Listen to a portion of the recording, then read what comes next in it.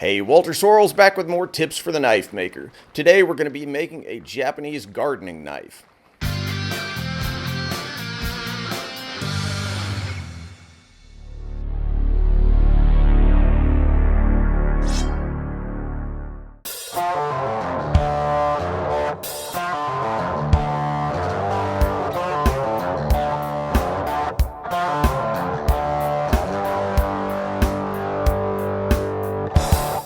So the tool we're making today is called a Hori-Hori. I guess that sounds a little better in Japanese, but it's basically a gardening knife. It's a pretty interesting tool. It sort of splits the difference between a trowel and a knife.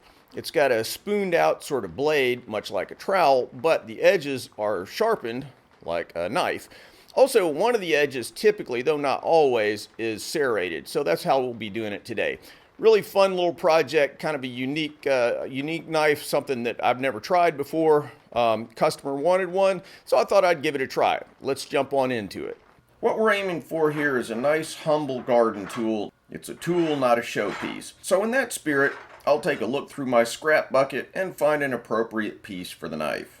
I'll crank up the forge and get started.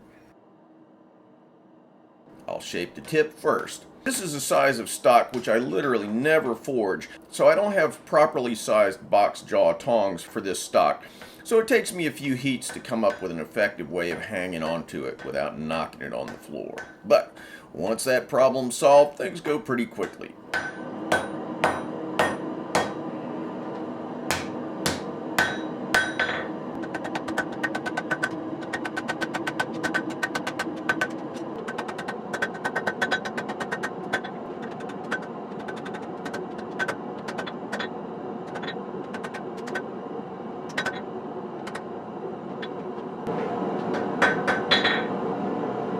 Then it's time to forge the trowel-like curvature into the blade. This is really the big trick with forging this knife.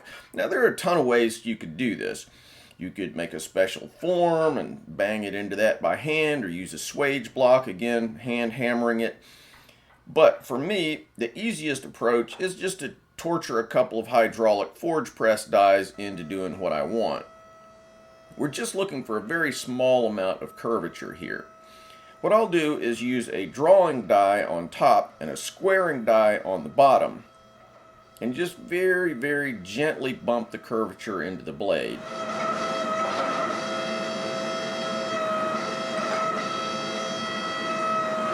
I'll be perfecting the shape on an 8-inch radius contact wheel on my grinder, so I want to get it as close as possible to that radius.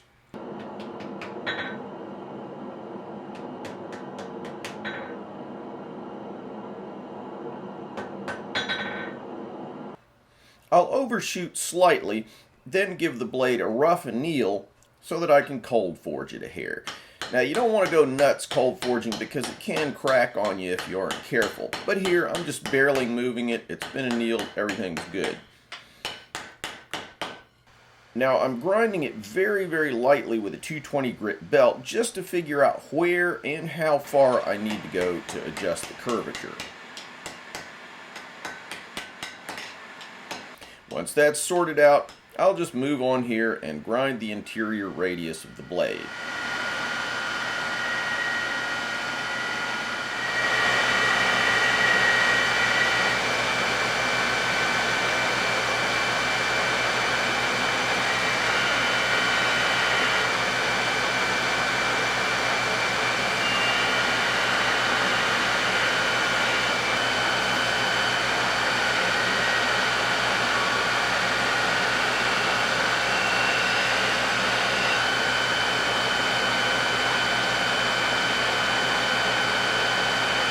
I'll also grind the point to shape.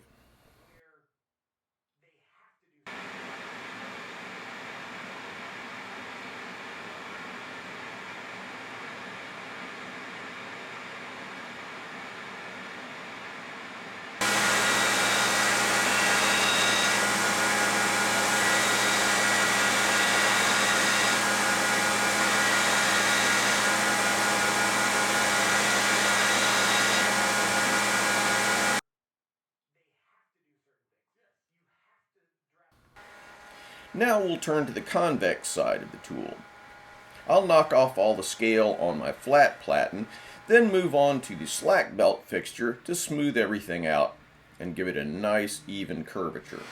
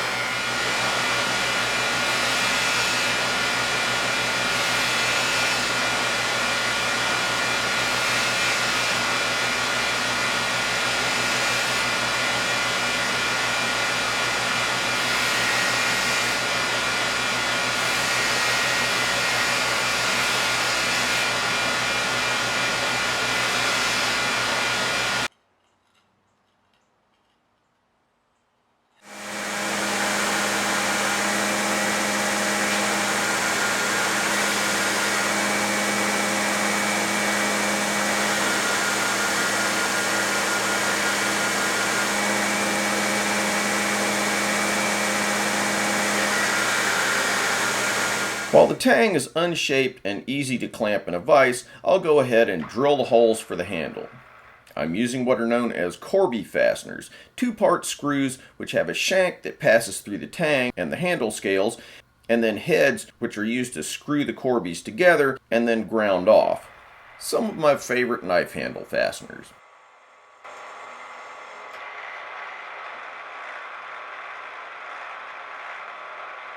Using the digital readout on my mill to precisely locate the holes, I'll go ahead and drill them on center at a 2.5-inch interval.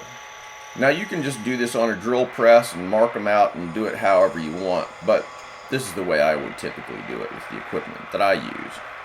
Now I'll grind in the bevels, the step that turns this from a trowel to a knife.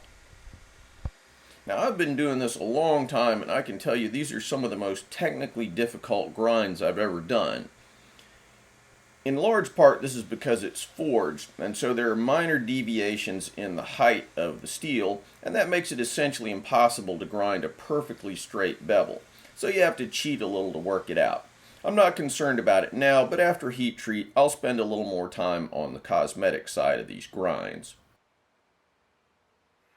After the blade's shaped, I'll mill in serrations using a 1/4-inch ball end mill. Now these are not classic beveled knife serrations, which would be really sharp. Those would be very quickly worn away during contact with highly abrasive soil. Instead, we're using a more saw-like tooth profile.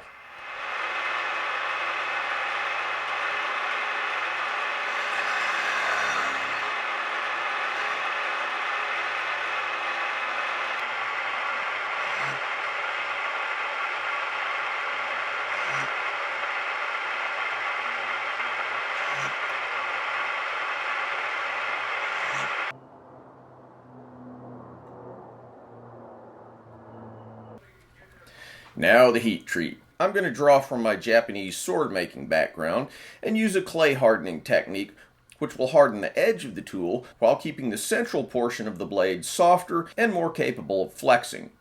This will allow for a very hard edge without any attendant concern about snapping the blade off while you're prying hard soil. I'm using a refractory cement here known as Satanite. Where the clay is placed, the blade will remain soft after quenching, while the uncoated portion will harden.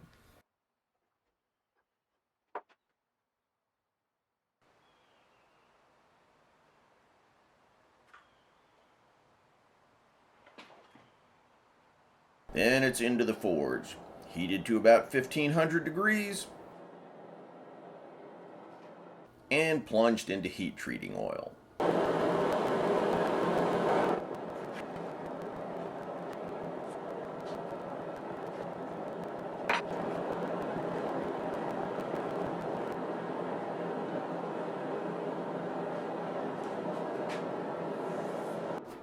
Within seconds, the blade is hardened.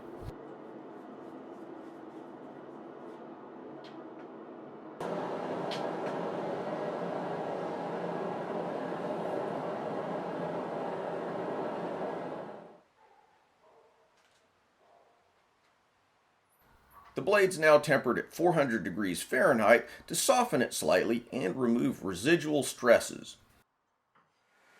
After tempering, I'll clean off all the grime and scale from heat treating, taking the blade to its final dimensions.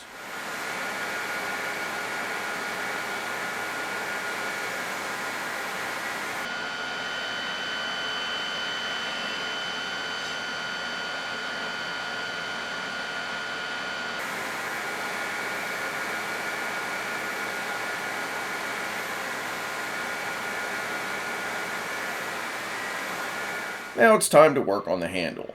I'll be using a piece of curly cherry for the handle scales. I'll also add a small extension wedge to the end of the handle from a contrasting colored piece of walnut. Using a step drill specifically made for the dimensions of the Corby fasteners, I'll drill holes in both sides of the handle. This allows you to drill both the shank and head clearances with one drill. It's easier and it assures that both holes are nice and concentric with each other so you don't get gaps around the head of that fastener. I'm drilling both with the inner surfaces of the handles down toward the vise, seated on machinist's parallels. This will assure that the holes will be dead square to the tang so that the Corbies will seat properly. Again, I'm using the DRO or digital readout to locate the holes on 2.5-inch centers. Obviously, folks, without DROs and mills and all that, it's pretty simple to just drill through the tang and line up the holes that way. I'll shape the front face of the handle scales now. Once they're on the knife, there's not a thing you can do to adjust that part of them, so you better get it right now. By doing them both at the same time, holding them together with those Corby fasteners, I'll assure that they're symmetrical. A little handwork, and we're ready to put them on for good.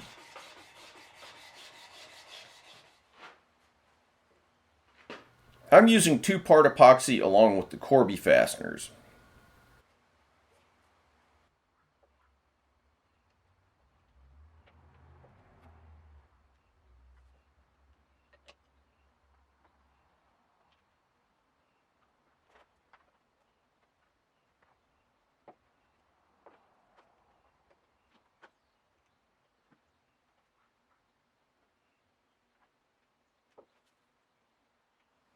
And I'm sliding in the wedge of walnut that I mentioned earlier. Of course, I somehow misplaced my screwdriver between the time I test fit everything and the time that the camera light blinked on. So I'll dragoon this poor substitute into service. Actually, it works just fine here. We're not torquing these down like the headers of a Ferrari. They just need to be tight enough to bite down into the wood a little bit. A couple of clamps will assure everything gets nice and tight to the tang.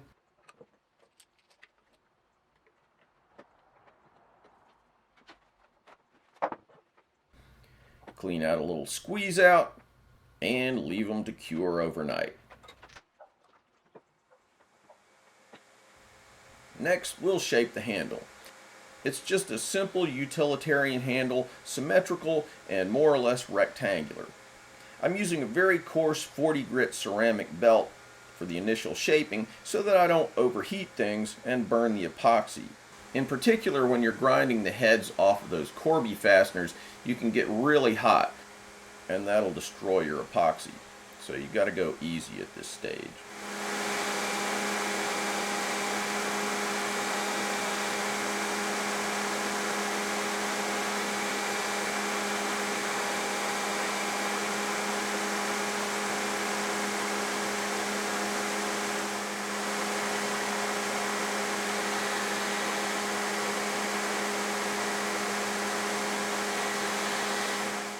Later in the process, I'll transition to 220 grit to pretty everything up.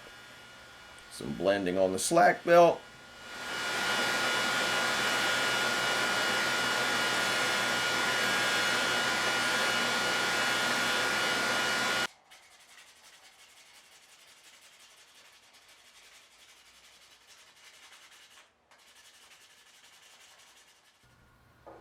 And we'll finish her off with some tongue oil.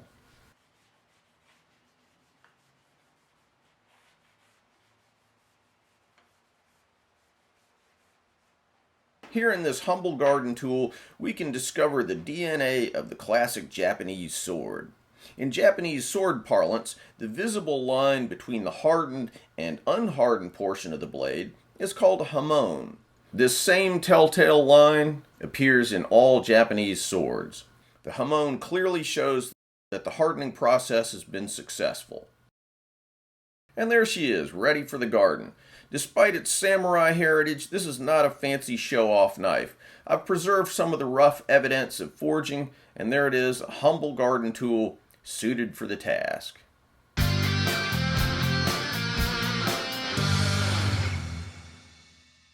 Thanks for watching, guys. If you feel like you got something out of this video, don't forget to subscribe. Also, click on the link to Patreon for a great way to give back to the channel. Plus, check me out on Instagram, Facebook, Twitter. Links in the description.